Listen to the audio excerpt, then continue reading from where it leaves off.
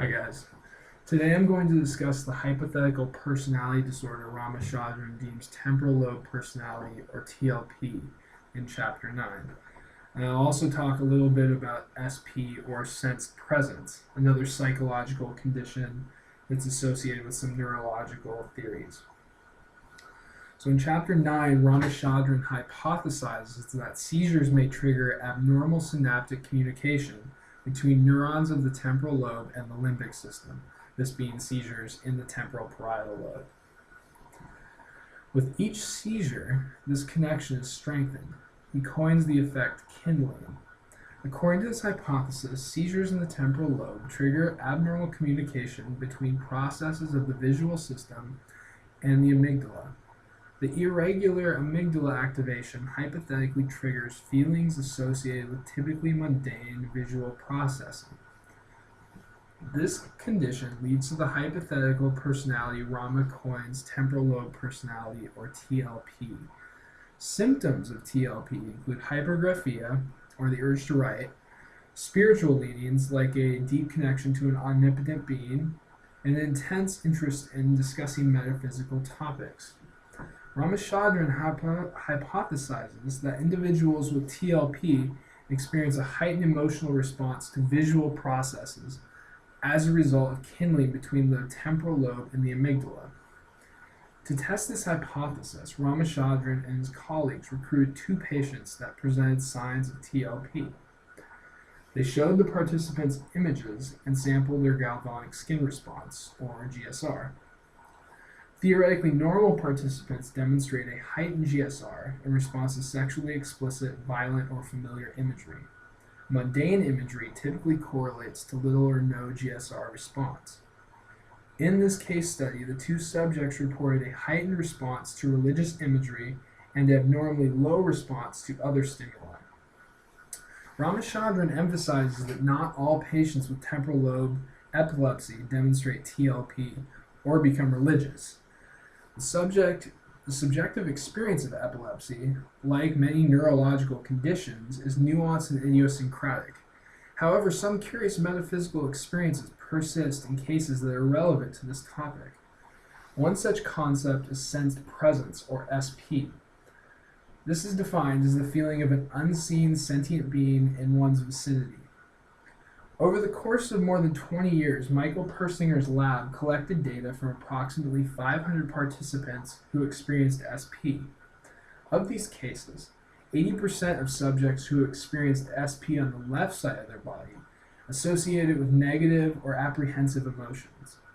20% of these subjects who reported left-sided SP reported neutral feelings. Right-sided SP patients, on the other hand, were negative in only 5% of the cases. That is, they only reported negative responses in 5% of the SP incidents. The remaining were either positive or neutral responses. 90% of the cases claim the sentient presence is of the opposite sex. These experiences occurred suddenly and periodically for approximately 1 to 100 seconds. They were often accompanied by visceral feelings of electric shock, chills, and bodily vibrations. In one case study, Persinger's lab monitored a woman who claimed frequent episodes of frightening SP. Under observation, she reported SP incongruence with electric shock through her right hand, then both hands, then icy coldness in her body, and then finally vibrations in her whole body. EEG monitors detected sudden bursts of irregular electrical activity over her temporal lobes during this episode. Persinger suggests SP is the result of abnormal activation of the right and left hemispheres.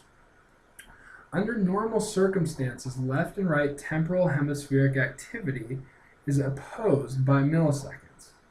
In the case of SP, right hemispheric activation associated with perceptions of gestalt and otherness simultaneously activates with left hemisphere that's associated with the sense of self. The result is this bizarre experience of SP. In the beginning of Chapter 9, Ramachandran talks about electromagnetic transcranial stimulation.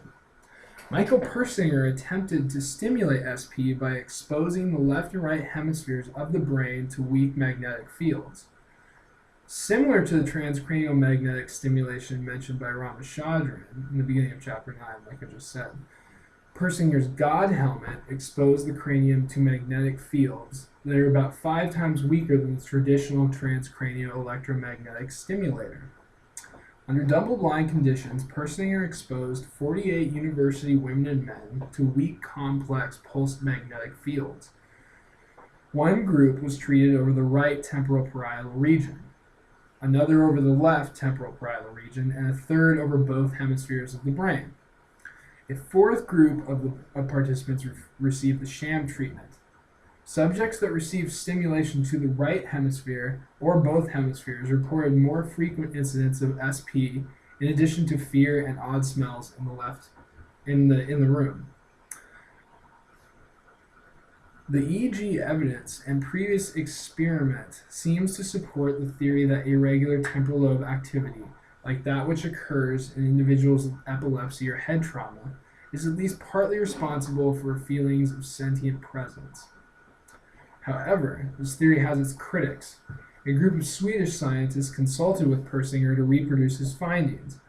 They were unable to do so and subsequently attributed the weak transcranial magnetic stimulation of SP to participant suggestibility.